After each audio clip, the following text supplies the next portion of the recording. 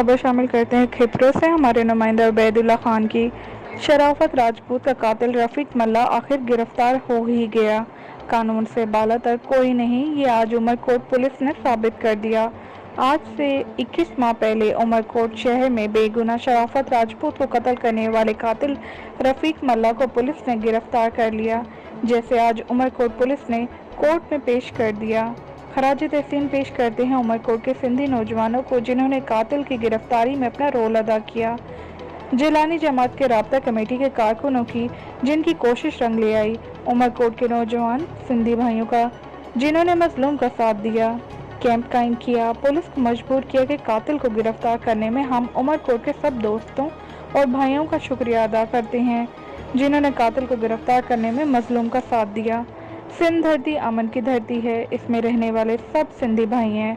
आज एक बार फिर सिंधी और उर्दू बोलने वालों ने साबित किया कि सिंध में सिंधी किसी से ज्यादती नहीं होने देते।